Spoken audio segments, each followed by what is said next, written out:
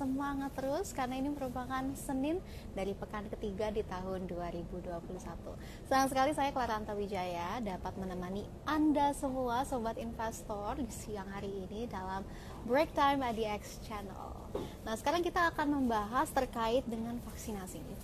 Vaksinasi yang memang sudah ditunggu-tunggu oleh banyak orang ya. Banyak sektor yang menggantungkan harapannya di sini, di mana memang vaksinasi ini menjadi salah satu sentimen yang sangat positif gitu ya untuk indeks harga saham gabungan untuk sektor manapun itu. Dan jadi sekarang nanti kita live IG akan bersama satu analis yang sangat pintar yang mengerti sekali dalam bidangnya, yaitu Mbak Catherine Vincentia dari MNC, dan kita akan berbicara terkait dengan harapan IHSG di balik vaksinasi COVID-19 ini, karena memang seperti yang kita tahu minggu lalu sudah dilancarkan vaksinasi perdana di Indonesia mulai dari RI1 Pak Joko Widodo yang akhirnya ada vaksinasi dan juga diikuti oleh beberapa golongan prioritas seperti tenaga kesehatan dan juga TNI Polri, dan juga ada beberapa influencer gitu seperti Raffi Ahmad, Ariel gitu juga ikut vaksinasi. Dan ini pastinya ada sentimennya terhadap indeks harga saham gabungan, bagaimana pergerakannya di kemudian hari, apalagi ini pekan ketiga cenderung agak volatile gitu ya. Seperti yang kita tahu memang rally dari indeks harga saham gabungan pada Desember, Januari itu luar biasa, selalu di zona hijau, selalu naik, selalu berada di Santa Claus Rally every day gitu ya. Cuman ya sangat dikhawatirkan aja memang pada hari ini, pada perdagangan sesi pertama nih hari Senin, indeks harga saham gabungan harus dibuka di teritori negatif dengan pelemahan sekitar 0,9%. Nah ini cukup parah ya, karena memang waktu kemarin-kemarin itu rally-nya sangat kuat gitu, tapi endingnya harus dibuka di zona merah di 6.323. Bahkan Jumat kemarin juga kita dikagetkan IHSG ditutup melemah juga dengan penurunan poin 54 ke level 6.373. Tapi tenang saja, ini melalui pantauan tim ADX Channel jam 12 itu sudah indeks harga saham gabungan tembus di 6.400. Sebenarnya sinyal apa ini? Ini kayak kita taunya bagaimana ya ke depannya, karena memang indeks harga saham gabungan perdana kemarin terkoreksi, tapi memang minggu-minggu yang lalu sempat menguat. Jadi ke depannya bagaimana proyeksinya? Nah, kita akan membahas ini dengan analis dari MNC Sekuritas, yaitu Mbak Catherine. Dan aku juga pengen kasih tahu kalian bahwa memang ini live IG merupakan live interaktif. Jadi kalian bisa nanya apapun yang ada di pikiran kalian dengan kita. Nah, sudah bergabung bersama kita. Halo Mbak Catherine. Halo Mbak Clara. Halo Mbak Catherine, sehat Mbak Catherine? Sehat, gimana Mbak? Aku sehat. Kita terakhir ketemu kalau nggak salah itu sekitar sebulan yang lalu ya. Kita bahas Bulan tentang Desember Joe Biden. kayaknya. Betul. Iya. Sekarang kita akan membahasnya beda nih. Walaupun memang kita akan membahas juga terkait dengan Joe Biden ya, nanti pelantikannya tanggal 20. Betul. Cuman yang lebih kuat ini insentif. Kita akan bahas terkait dengan sentimen dari vaksin COVID-19. Nah, menurut Mbak Catherine gimana nih? Kan IHSG kemarin rally-nya tuh besar-besaran ya, sangat kuat, selalu di zona hijau. Tapi seperti yang kita tahu bahwa pagi ini terkoreksi. Kemarin ditutup melemah, tapi juga sekarang kita lihat indeks harga saham gabungan berada di 6.400 sih. Tapi proyeksi ke depannya bagaimana menurut Mbak Catherine pasca vaksinasi? Kalau misalkan untuk proyeksi sendiri, kita memang masih ada untuk estimasi ya, kalau untuk di bulan Januari ini IHSG masih untuk melanjutkan penguatannya ke level 6.400 hingga 6.550.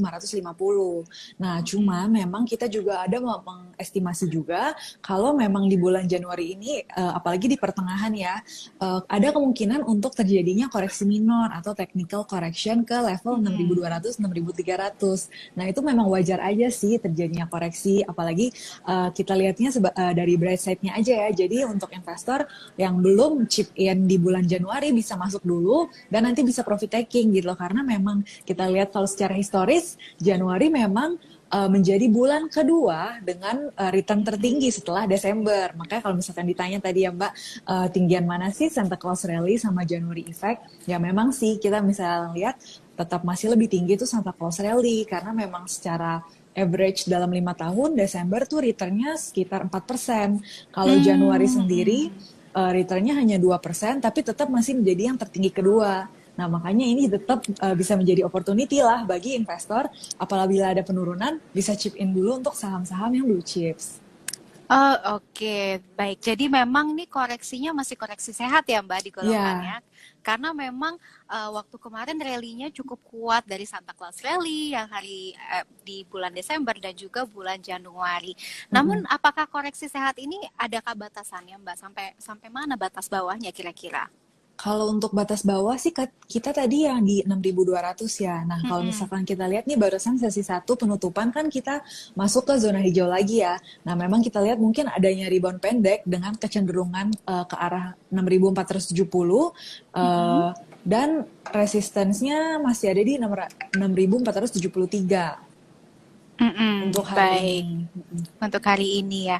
Dan Mm-mm. menurut Mbak nih kan kita udah tahu ya bahwa vaksinasi kemarin itu lancar ya digolongkannya karena memang RI pertama Pak Jokowi ini tidak ada keluhan sama sekali tentang vaksin dan sudah vaksinasi sudah didistribusikan kemana-mana. Ini menjadi sentimen yang sangat kuat nggak sih Mbak buat IHSG ke depannya? Sebenarnya kalau sangat kuat kita balik lagi ya dari bulan Desember tuh Mm-mm. memang sentimen vaksin tuh udah booming banget dan menurut Mm-mm. MNC memang untuk sentimen vaksin sendiri itu udah cukup price in ya Mm-mm. ke IHSG Mm-mm. karena kemarin kan penguatan banget ketika ada berita dari vaksinasi kita menerima vaksin di bulan Desember kemarin, penerimaan lagi di bulan Mm-mm. Januari, terus Mm-mm. kemudian BPOM mengapprove untuk penggunaan vaksin itu kan udah benar-benar bikin IHSG cukup signifikan lah ya rally-nya. Mm-mm. Nah, kalau yang kita menjadikan risiko itu justru ketika IHSG sudah price in dengan sentimen Mm-mm. vaksin ini, apabila ada misalkan berita buruk ya, amit-amit Mm-mm. ya, misalkan Mm-mm. kita kan belum tahu nih efek samping dari vaksin Sinovac ini seperti apa. Nah, Mm-mm. itu juga bisa menjadi salah satu kayak bumerang lah ya untuk IHSG. Nah, apalagi kita ngeliat juga Mm-mm. sebenarnya kemarin pas vaksinasi itu kan sebenarnya positif sekali gitu ya, vaksinasi Mm-mm. dilakukan pertama kali di Indonesia. Namun kenapa ya malah saham-saham farmasi turun begitu kan? Nah, Itu karena itu memang Mbak. iya, makanya karena memang sentimennya sudah terlalu banyak. Jadi udah memang sudah waktunya untuk profit taking begitu. Karena kita juga sekarang belum tahu gak bisa mengukur stance-nya dari mana sih. Karena kalau kita lihat secara fundamental Mm-mm. tuh udah gak make sense gitu kan. Untuk saham-saham farmasi sebenarnya belum making profit gitu ya. Tapi kenapa bisa Mm-mm. rally tinggi itu gitu Mbak.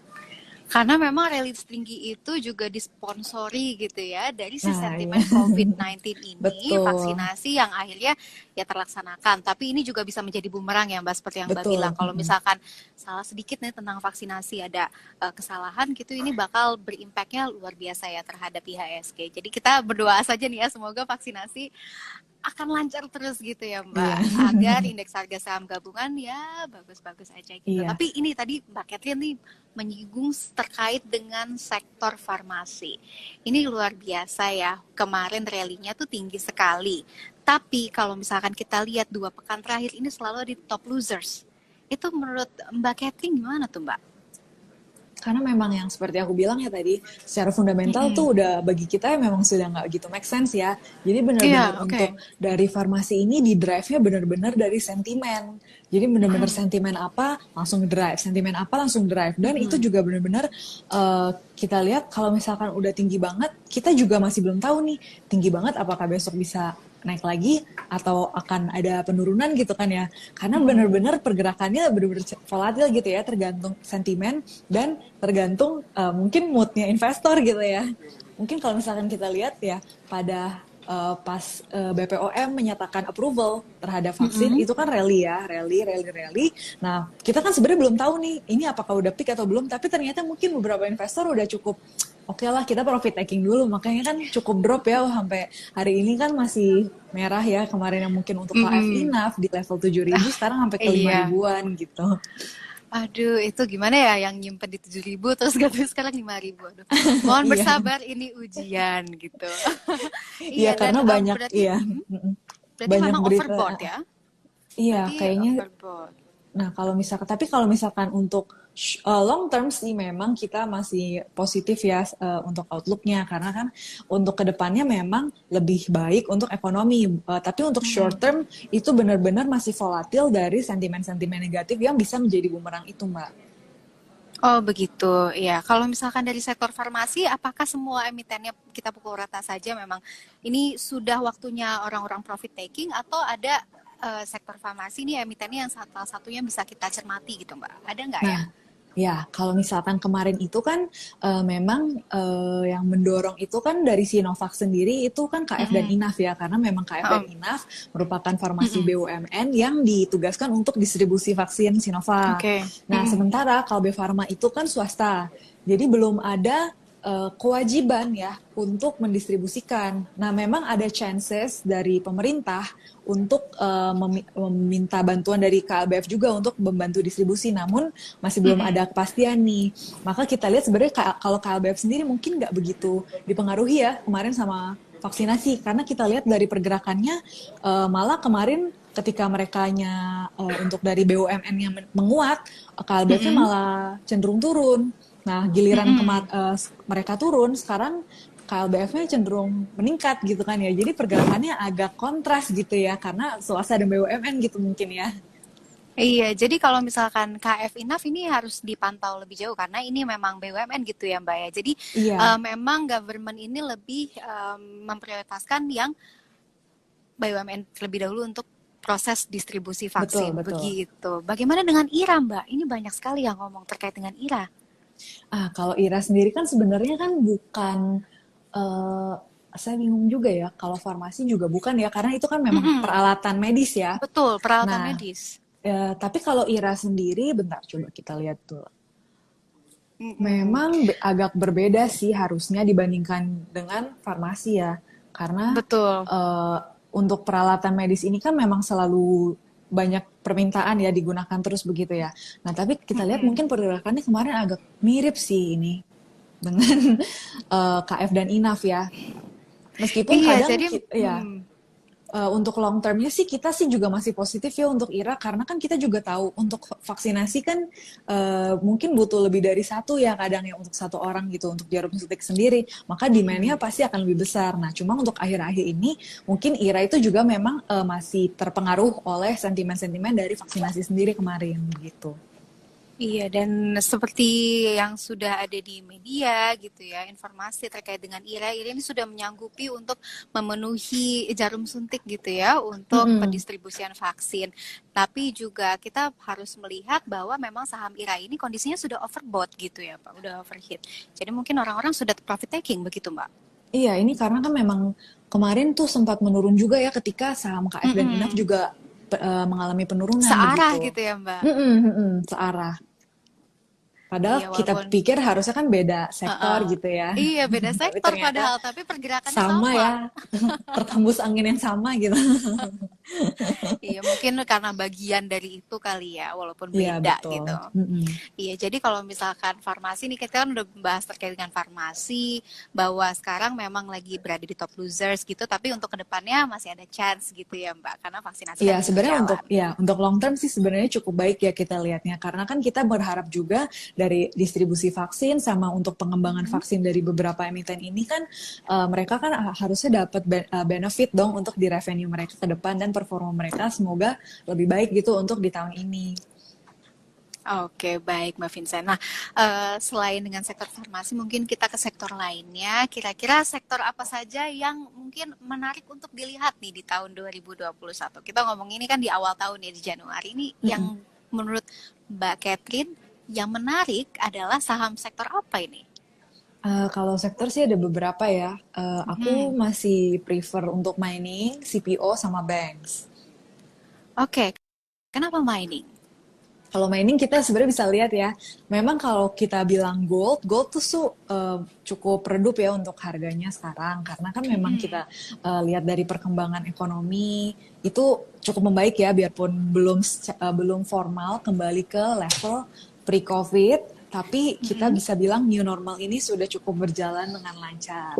Nah, makanya Mm-mm. mungkin investor sudah mulai kembali ya kalau kita lihat ya dari Iya, masuknya net foreign flow ya, net foreign buy kan sampai 10 triliun ya. Kita bisa betul. lihat mungkin investor udah mulai balik lagi ke aset yang lebih risky ya, nggak apa-apa lah udah mulai eh, untuk ekonominya udah cukup recover gitu ya mungkin melihatnya. Nah, Mm-mm. maka gold itu kita lihat sekarang kan hingga year to date ini kan cukup turun ya, sekitar 4%. Nah, memang kalau untuk gold sendiri sebenarnya dalam jangka pendek mungkin kurang menarik sih, tapi dalam Mm-mm. jangka panjang memang masih promising sih. Maksudnya untuk gold sebagai komoditi sendiri pasti Oke. akan terus naik. Nah, di Mm-mm. sisi lain yang memang jadi hot commodity itu masih dari nikel karena memang kemarin ya, Mbak juga tahu kan untuk yang di perputaran kedua yang di Georgia itu kan Demokrat menang ya. Betul. Jadi akhirnya kan nggak jadi Demokrat dan Republik, tapi akhirnya full Demokrat kan yang disebutnya Betul, Blue Mbak. Wave ya, Blue Wave. Nah, Blue Mhm. Wave itu kan memang mendukungnya kan untuk green energy, clean energy kayak gitu kan. Maka memang kita berharapnya stimulus untuk di energi ini akan lebih besar ya. Nah, dengan dukungan Biden ini yang mau clean energy di tahun 2035, nah makanya pasti untuk mobil-mobil listrik itu kan akan dia dorong untuk bisa banyak yang sudah membeli dulu begitu karena kan memang mulai adanya larangan untuk menggunakan mobil-mobil yang konvensional begitu. Nah, makanya dari situlah baiknya Indonesia kan memang menjadi salah satu produsen nikel terbesar. Betul, Nah, Mbak.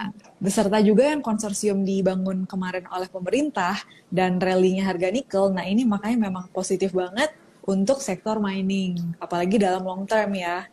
Karena kan memang tahun 2030, 2035 memang ditargetkan untuk clean energy begitu, Mbak.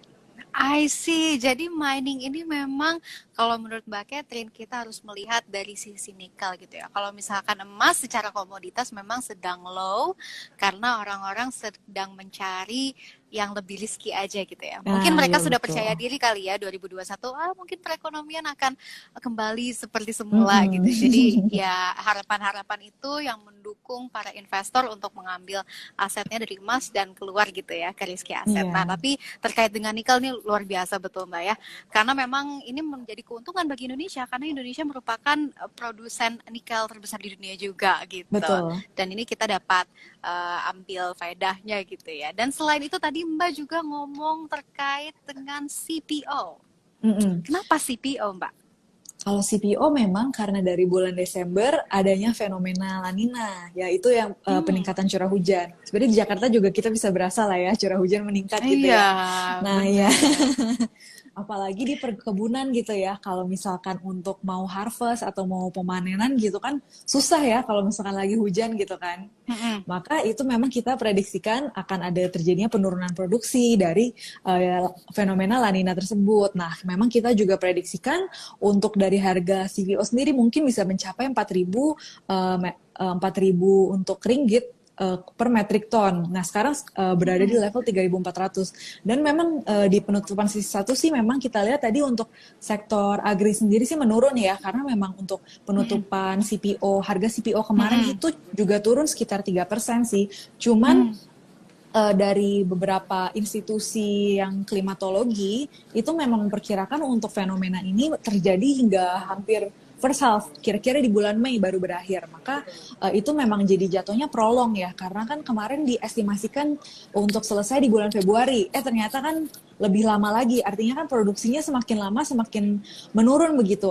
Sementara dengan recovery ekonomi kan kita berharapnya demand untuk CPO juga terus meningkat dong, karena kan penggunaan kan pasti lebih banyak begitu. Nah, makanya mungkin kita juga lihat ada sentimen lah ya untuk di harga CPO dari spread yang produksi dan demand ini yang cukup ada selisihnya begitu.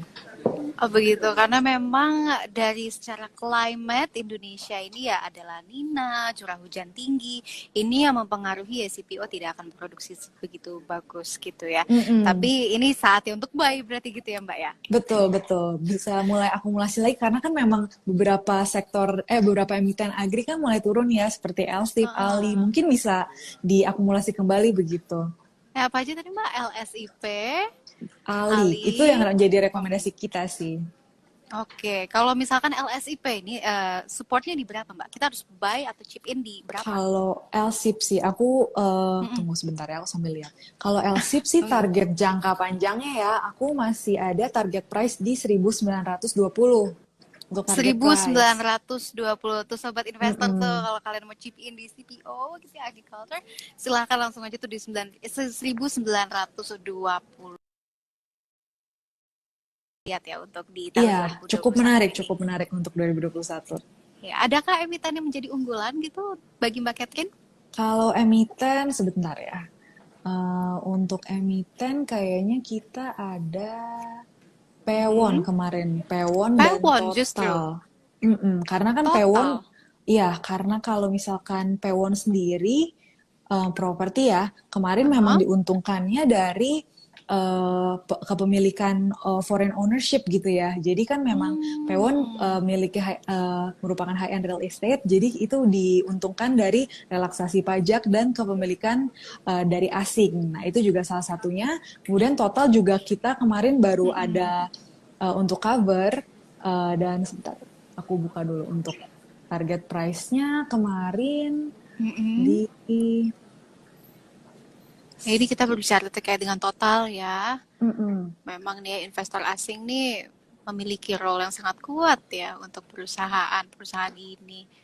Tapi saya justru kayak agak kaget, Mbak Catherine Mm-mm. justru pilihnya Pewon sama Total. Aku kira bakal kayak lebih ke Waskita dan Ah, teman-temannya. karena kalau total kita punya TP di 510. 510 untuk Mm-mm. Total. Bagaimana dengan Pewon? Mm-mm. Kalau Pewon sebentar. Tuh sobat investor, bagi kalian yang mau chip in di Total, kata Mbak Catherine TP-nya mending di 510. Ini Mbak Kalau Catherine Pewon sedang kita di 520. Memang hold sih 520. sekarang. Mm-mm. Oh, jadi lebih baik direkomendasikan untuk hold dulu gitu ya. Mm-mm. Oke, jadi memang saham konstruksi nih pagi-pagi sentimennya banyak sekali ya. Tapi bagaimana dengan Waskita, Mbak? Justru Waskita nih yang justru dipertanyakan sama banyak orang untuk Oke, buy, sebentar. untuk hold. Tapi mungkin ya masih dari unggulan dari MNC adalah Pewon dan Total gitu. Mm-mm. Tapi banyak Kalau sekali nih waskita sobat sih ya kita investor. belum masih review untuk target price-nya sih yang terbaru. Jadi belum ada. Oke, belum Mm-mm. ada ya. Oke. Tapi tetap menarik untuk dilihat ya sektor konstruksi karena memang sentimen dari pemerintah ini cukup kuat begitu.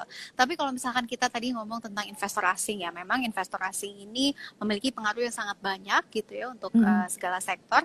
Tapi kalau misalkan kita lihat nih, investor asing lebih cenderung memburu saham farmasi seperti kayak misalkan Kalbe Farma dengan net foreign buy sebesar 109 miliar Mm-mm. rupiah pada Jumat kemarin dan saham Kalbe naik 3,13% menjadi 1.600 pada pekan lalu. Nah, kalau misalkan kita lihat pekan ini bagaimana? Apakah appetite investor asing masih sama atau bagaimana tuh, Mbak? Kalbe. Kalau Kalbe sendiri sih, kalau kita lihat secara teknikalnya ya, di resistensi masih ada di 1.800. Nah, Oke. kalau untuk supportnya sendiri di 1.540 karena memang kalau misalkan salah satunya juga Kalbe kita lihat memang ada sentimen dari dia udah memasuki uji klinis kedua ya untuk vaksinnya Mm-mm. yang dia kembangkan dengan Genexin di Korea Selatan begitu. Nah, makanya memang kita lihat mungkin KLBF masih cukup positif sih sebenarnya. Cuma kita masih belum tahu ya penguatannya hingga ke berapa. Nah, kita berikan resistance di 1.800. Nah, sementara kalau misalkan untuk TP-nya sendiri secara jangka Mm-mm. panjang, Mm-mm. bentar. Kita berbicara dengan Kalbe, jadi memang Ya. resistensinya di 1.800 gitu Oh, ya. Oke, itu iya cukup untuk tinggi. Mm-mm. resistance sebelumnya di 1.700. Tunggu, aku pengen lihat Kalbe sekarang di 1.600-an sih ya. Jadi udah cukup dekat Iya. sih untuk mencapai 1.700. Oke, iya ya. Tadi seperti yang Mbak bilang, tadi berarti Kalbe di kisaran 1.540 sampai dengan 1.800. 1.800. Dan juga tadi Mbak juga berbicara terkait dengan enough di 5.000 dan resistensinya itu 6.300, betul Mm-mm, Mbak? mm-mm. Kalau KF Iya, dan sendiri, kalau mau tahu mm-mm. ya, Nggak apa-apa. resistensnya, Mm-mm. resistensinya ada di level Mm-mm. 6.000 dan supportnya ada di level 5.000. Oh, oke, Iya, tinggi juga ya makanya mungkin 6.000 ya. sabar-sabar sih ya kalau yang nyampe di 7.000. Mungkin cukup panjang untuk sana lagi. Aduh, iya, iya, iya. Semoga nggak nyampe 5.000 ya. Soalnya kasihan banyak Iya, yang nyimpen di 7.000 tuh. ya semoga Iya. anginnya cepet sentimen positif lagi ya biar naik dulu. Iya, tapi mengingat juga KF nih kan udah deal ya sama Pertamina untuk bikin pabrik paracetamol yang dimana Paracetamol kita ya. tahu ini memang proyeknya proyek besar gitu untuk distribusi Sinovac juga. Untuk kedepannya KF gimana itu? Ya kita harapkan sih memang untuk kedepannya pasti positif ya, karena kan mengingat Mm-mm. juga dari paracetamol sendiri itu pasti Mm-mm. bahan-bahannya hampir 90% biasanya kita import. Nah dengan adanya Mm-mm. pengembangan nih dari pemerintah, memang pemerintah juga kita lihat benar-benar lagi nge-push banget untuk infrastruktur, Mm-mm. jadi biar kita Indonesia kira-kira bisa independen begitu ya. Jadi untuk bahan-bahannya mungkin bisa secara domestik begitu. Nah, makanya kita juga memang mengharapkan untuk performa KF lebih baik ya, karena memang kita lihat di tahun 2020 KF itu sebenarnya masih bukan rugi. Gitu. Jadi memang Mm-mm. di 2020 rugi, tapi mungkin semoga dengan adanya big projects dari pemerintah ya, kita bisa melihat bahwa Mm-mm. pemerintah ini cukup suportif gitu ya untuk sektor Betul. farmasi dan juga infrastruktur. Semoga dengan adanya langkah suportif dari pemerintah ini, KF dapat mendapatkan angin segar juga gitu dan membukukan Mm-mm. untung lah ya. Jangan rugi terus ya 2020 aja Iya, gitu. betul. Iya, oke. Jadi memang sentimennya bagus untuk KF di kemudian hari. Jadi kalau untuk yang lain-lain ya sabar aja dulu gitu ya. Mm-mm. Begitu. Dan juga ini ada pertanyaan dari salah satu sobat investor. Bagaimana dengan sektor consumer? Oke. Ini ngomongnya secara broad kali ya, sektor consumer. Gimana tuh, Mbak?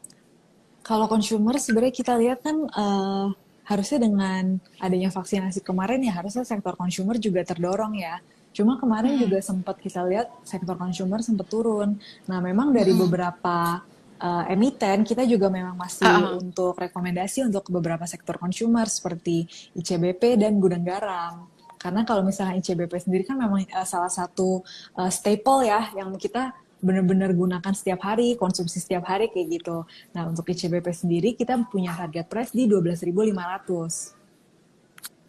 Oke. Berarti Mm-mm. ICBP gitu ya. Dan kalau misalkan kita melihat nih, Mbak, kan kita sudah bahas terkait dengan banyak sektor gitu ya, dari Mm-mm. farmasi dan juga perbankan tadi di awal dan juga terakhir di consumer good ini sih, Mbak. Dan apa sih strategi yang harus dilakukan investor sebenarnya nih di tahun 2021?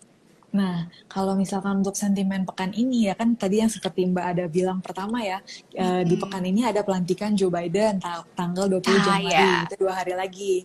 Nah, karena kemarin juga pas kemenangan Demokrat di Georgia, itu kan memang sempat ada kericuhan ya di gedung Capitol di Amerika Serikat. Mm-mm. Nah, itu juga sebenarnya menjadi salah satu hal yang bisa dicermati juga karena memang sekarang beberapa negara bagian di US itu juga jadi was-was sih untuk apabila takutnya ada kericuhan kembali gitu ya menjelang dari Mm-mm. pelantikan Joe Biden. Nah, itu bisa diperhatikan ya apakah sentimen akan positif dan negatif itu juga kita melihat situasi Mm-mm. dan kondisi dari pemerintahan Amerika Serikat. Nah, yang kedua juga memang kita mengharapkan sudah adanya rilis laporan keuangan yang biasanya memang dimulai dari Mm-mm. sektor perbankan. Nah, mengingat yang tadi seperti aku udah juga bilang, karena memang pertumbuhan kredit kemarin kan menurun 2,41%. Nah, memang sih untuk perbankan sendiri tahun 2020 kita juga nggak estimasi setinggi langit gitu ya. Tapi mungkin akan membaik lah dibandingkan kuarter-kuarter sebelumnya yang benar-benar terdampak pandemi. Nah, yang ketiga, Mm-mm. ada keputusan suku bunga di hari Kamis. 7 days repo rate. Nah, ini kan juga menjadi salah satu apa ya, yang ditunggu-tunggu lah ya sentimennya, karena memang bisa mendrive untuk beberapa sektor seperti properti dan Betul perbankan juga gitu sekali. ya. Iya, Nah, ini kan memang heeh. sakral ya. Kira-kira menurut Mbak Catherine ini ada di kisaran berapa nih 7 days repo rate ini kita? Nah, kalau 7 days repo rate sendiri sih memang diperkirakan akan tetap ya di level 3,75%. Oke, Nah, oke, sebenarnya oke. cukup positif juga sih, karena memang kita lihat berarti kan pemerintah menilai ekonomi kita saat ini sudah cukup kuat untuk uh, tanpa perlu bantuan lagi dari penurunan suku bunga begitu. Nah, kalau untuk strategi yang bisa diambil investor untuk minggu ini, memang untuk minggu ini kami perkirakan IHSG masih rentan terkoreksi. Nah, makanya untuk minggu ini mungkin investor dapat mulai mengakumulasi atau buy on weakness pada saham-saham pilihan. Nah, kita memang punya beberapa saham pilihan nih yang bisa Wih, mungkin apa aja aku tuh Mbak? rekomendasikan kepada investor. Oke. Ada cukup banyak nih ya. Ada cukup Mungkin banyak. Nah, kita bisa mulai dari perbankan kali ya. ya Soalnya perbankan nih perbankan. yang sangat diprimadonakan gitu. Gimana coba Betul, Mbak betul. Kalau rekomendasinya? untuk perbankan kalau untuk perbankan sendiri aku ada dari BBNI dan BBCA ya. Kalau BBNI sendiri TP-nya di 8.100 dan BBCA di Mm-mm. 38.000. Aduh, BCA masih tinggi banget ya Mbak ya? Iya, akan tercapai lah. Karena kan kita waktu itu kemarin sempat nyentuh 20 ribuan ya. Sekarang udah 30 ribuan lagi gitu kan. Iya. Nggak berasa. Iya, coba aja ya. Mungkin kalau aku berbicara sebagai investor gitu, aku bakal bilang kayak coba aja waktu itu 20.000 udah naro gitu ya. Sekarang 38.000 TP-nya, luar biasa. BBNI tadi di 8.100 ya. Betul, 8.100. Nah, Oke, kita lanjut tapi ya. ini tapi kalau misalkan kita ngomong perbankan, mungkin ini banyak juga sobat investor yang menanyakan BBKP. Itu Ah, bagaimana Mbak kemarin tuh? Sempat jadi polemik ya? kalau misalkan itu ya kita better kalau yang agak sensitif nggak ini dulu. Mending tidak direkomendasikan dulu saja ya. Jadi memang Iya, tetap berpegang teguh bersama BBNI dan BBCA tuh sobat investor. Jadi betul. kalau misalkan kalian mau TP di 8.100 untuk BBNI dan juga BBCA di 38.000. Ini pasti yang beli BBCA di 20.000 dan TP-nya udah di 38.000 nih udah jadi sultan kayaknya ya Mbak ya. OKB lah Dan ya. ayo OKB langsung beli iPhone 12 cus. Oh ya juga sobat investor kalau misalkan kalian mau bertanya langsung saja di kolom komentar karena waktu kita sekitar 20 menitan lagi nanti mumpung nih ada Mbak Catherine yang akan menjawab keluh kesah kalian nih sobat investor. Dan juga lanjut kali ya dari sektor perbankan kita ke sektor mana nih Mbak yang menarik untuk dilihat? Aku ada rekomendasi juga dari ASI. ASI kan ASI, Astra sebenarnya iya, Internasional. iya. Padahal sebenarnya kemarin kan kita lihat memang penjualan mobil tuh bahkan nggak mencapai target ya di 600.000 unit, cuma Mm-mm. 570.000 ya sekitar itulah ya. Dan kita juga sebenarnya memang melihat sih kalau dari auto pangsa pasar ASI juga menurun begitu. Cuman ASI kan memang diversification bisnisnya itu cukup banyak ya. Ada Mm-mm. di United Tractor dan juga ada di Ali ya untuk di CPO juga. Nah itu juga kita memang lihat ASI drive-nya akan dari situ sebenarnya dari mining dan dari soft commodity-nya CPO. Nah makanya kita memang ada targetkan untuk ASI sendiri di TP 7.480. Oh ya masih tinggi ya Mbak ya, tapi tetap aja nih ternyata Astra Internasional itu thanks to business diversifications-nya ya justru Betul. ya karena ke CPO dan lain hal sebagainya. Jadi tadi rekomendasi dari Mbak Catherine ada di 8 berapa tadi? 7.000, 7.480. 7.480 sobat investor tuh langsung aja ya kalau mau TP untuk ASI. Terus selain ASI ya, selain Nah, ya, internasional apalagi nih anak Mbak? usahanya ASI, UNTR. Iya, oke oke oke. Kira-kira Karena harus kan buy di mana nih? kalau UNTR itu kan sebenarnya kan kemarin terkenalnya dari heavy equipment ya. Namun Mm-mm. sebenarnya kan kita tahu juga ternyata UNTR juga diversification ke coal mining sama gold mining. Nah, kemarin Mm-mm. memang sih kita lihat untuk produksi mungkin cukup turun ya karena memang wajar aja terdampak pandemi gitu. Nah, Mm-mm. cuman untuk beberapa harga komoditi kan untuk emas sendiri kan kemarin sempat rally Mm-mm. sampai ke 2 ribuan ya. Dan Mm-mm. coal sendiri kan sekarang juga masih sentimennya dari musim dingin, sehingga permintaan yang Mm-mm. meningkat juga kita lihat coal sendiri memang sekarang di level 80-an. Sempat kemarin kan Mm-mm. turun ke level 50. Nah, kita lihat memang ini akan menjadi salah satu keuntungan atau benefit untuk UNTR sendiri, karena memang bisnis untuk heavy equipment-nya sekarang sudah porsinya mulai diturunkan ya. Jadi Mm-mm. mungkin kita bisa lihat fokusnya ke untuk mining dan ya mining coal dan gold ini cukup tinggi begitu. Nah, kita lihat memang untuk dari business diversification ini memang salah satu strategi yang cukup baik untuk UNTR. Maka kita targetkan untuk di harga 33.700 untuk UNTR. 33.700. Wah, baik, baik, Ya, baik. Jadi memang nih kalau kita belajar dari Astra, kita belajar dari United Tractors, jadi memang bisnis itu harus ada diversifikasinya ya Mbak ya? betul. Mm-mm. Iya, jadi nggak dapat Kalau dari karena income ya stream ini kalau yang kalau lain. misalkan iya kalau kita cuma mengandalkan satu aja kayak misalkan kemarin otomotif kan turun terus gue udah nggak bisa mengandalkan apa-apa lagi gitu ya. Tapi ternyata kan Mm-mm. ASI kan sudah punya pegangan lain, jadi ternyata kita bisa lihat tetap ada sentimen positif untuk ASI. Oke, baik. Jadi memang bisnis diversifikasi itu sangat penting ya, Mbak. Nah, ini ada satu pertanyaan lagi nih dari Sobat Investor. Saham yang recommended buat dijauhi dalam waktu dekat dong, Mbak Kety. Ya, biasanya kan orang nanya tuh Dijauhi. buat yang didapatkan ini dijauhi. Ya, ada nggak sih Mbak Kety?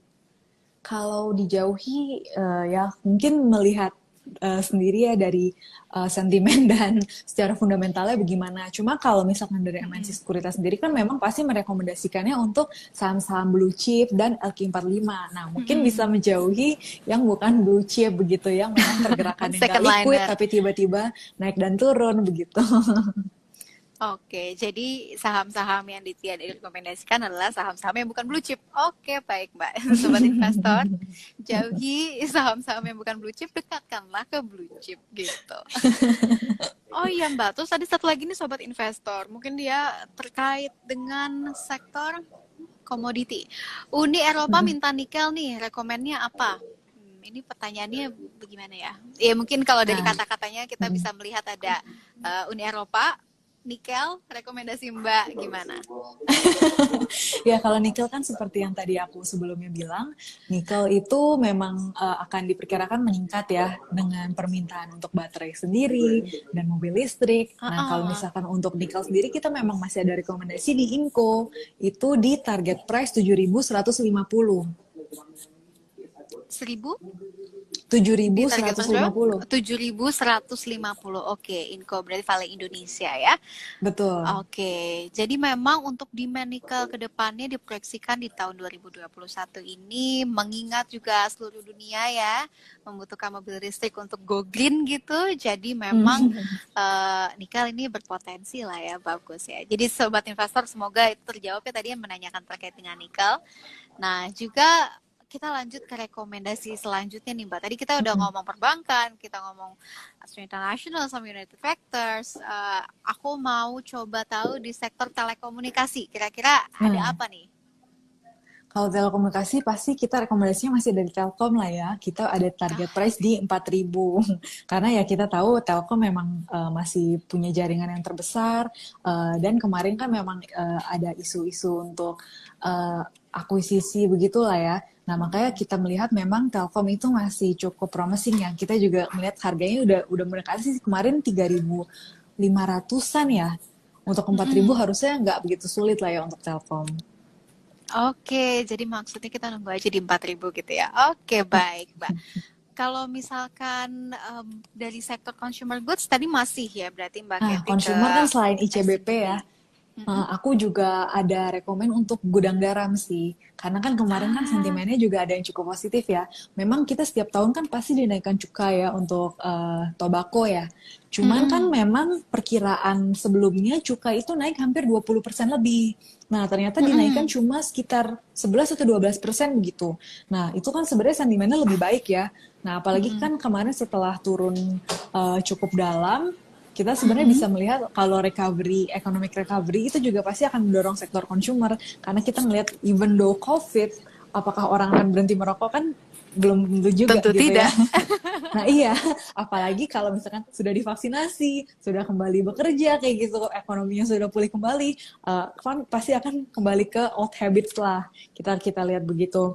Nah, kita memang masih untuk rekomendasikan untuk gudang garam sendiri untuk di target price 48.000. 48.000. Oke, jadi nih ya sektor Mm-mm. konsumsi masih ICBP tadi unggulan dari Mbak Keti Mm-mm. sama GGRM justru. Oh iya, Betul. sobat investor kita waktunya tinggal 5 menit lagi. Jadi kalau misalkan ada pertanyaan langsung aja di komen kolom komentar nanti kita langsung jawab ya Mbak Catherine ya. Semoga masih semangat ya Mbak Catherine. Masih. Iya, kalau misalkan kita ngomong tadi kan komoditas tuh Inco. Tadi Mbak juga ngomong LSIP. Itu Mm-mm. gimana? Masuk Kalau gak sih LC rekomendasi dari MNC? masuk, masuk, masuk, masuk, Oh, masuk oke. banget LSIP karena memang kita lihat Wow. di ya kalau dibandingkan dengan emiten CPO lainnya ya, LSIP Mm-mm. memang yang harganya benar-benar paling sensitif dengan harga CPO. Jadi kalau misalkan harga CPO Ah, naik, LSIP juga langsung set naik juga gitu. Makanya kita lihat memang oke. LSIP larinya lebih kenceng. Nah itu kan pasti kan disukai investor lah ya. Iya, iya, iya. Jadi LSIP ini karena berpengaruh sama CPO, jadi Mm-mm. memang ini ya akan naik gitu ya. Paling Oke, sensitif, siap. LSIP paling Paling sensitif. sensitif. Mm-mm. Nah, Oke, jadi untuk sobat target investor tuh price, bisa dilihat ya. ya, nih Target price-nya target gimana, price-nya Mbak? di 1920 di Alsip. Oke, nice, nice, Ya, nice, nice. Jadi kalau misalkan kita bisa recap, LSIP ini memiliki price sensitivity yang besar terhadap CTO dan ditargetkan di 1920. Tapi tetap saja kalau misalkan kita lihat nih dari tadi kita ngomong panjang lebar, kita berarti bisa lihat ada beberapa saham pilihan ya. Contohnya mm-mm. seperti BBNI dan BBCA gitu ya Betul. untuk perbankan. Dan Mm-mm. ada juga dari ini ASI, ASI dan UNTR mm-mm. gitu ya. Tapi aduh UNTR kok masih tinggi ya Mbak ya, 33.000. 33.700 udah masih tinggi. Terus sama Makanya kan masih juga masih dari cukup besar dong ya untuk profitnya kalau misalkan bisa sampai. ya betul sekali Mbak. Dan juga tadi untuk sektor telekomunikasi tetap andalan Telkom ya. Telkom. Iya, karena memang broadband-nya jaringannya masih paling yang nomor satu gitu di Indonesia ya. Betul. Dan juga mungkin untuk consumer goods kita bisa rewind lagi ICBP dan gudang garam. Gudang garam nih masih tinggi nih Mbak ya, 48.000. Tapi semoga sobat investor lebih bijak lagi untuk menentukan mau pilih saham yang mana gitu ya, karena semuanya sebenarnya memiliki potensi yang bagus gitu ya Mbak di Betul. tengah 2021 ini. Jadi pintar-pintar aja melihat mana yang lebih prospektif dibanding yang lain. Karena kalau misalkan kita ngomong terkait dengan potensi, semuanya memiliki potensi yang bagus ini ya di tengah vaksinasi ini dan juga di tahun 2021 ini. Ya Mbak Catherine, terima kasih atas waktunya loh kita berbincang terkait dengan IHSG di tahun 2021 ini dengan segala polemiknya. Iya betul. Terima kasih waktunya atas break time IDX Channel ini. Semoga kita bisa berbicara dan berbincang lebih jauh di waktu-waktu berikutnya Mbak. Jangan Iya kapok. betul. Makasih ya Mbak udah diundang. Iya, saya makasih. Terima kasih Mbak Catherine. Iya, Sampai makasih jumpa. Mbak. Sampai jumpa. Iya, sobat investor. Jadi tadi pemaparan terkait dengan IHSG di tengah 2021 pasnya vaksinasi COVID-19 dan tentunya semoga banyak sekali yang dapat menjadi angin segar untuk sobat investor di kemudian hari karena sudah ada beberapa rekomendasi juga saham dari MNC gitu ya. Dan juga pemirsa Sobat Investor, nantikan episode-episode selanjutnya Break Time di IDX Channel. Dan jangan lupa kalian juga harus nonton IDX Channel di IndiHome dan juga First Media. Dan jangan lupa juga follow account IDX Channel. Udah pada follow belum nih nonton-nonton kayak gini? Nah, IDX Channel itu di @IDX_channel dan juga YouTube channel kita juga ada, jangan lupa subscribe dan like semua videonya. Ya gitu sobat investor, akhir kata saya Clara Antawijaya pamit undur diri. Sampai jumpa, salam cuan.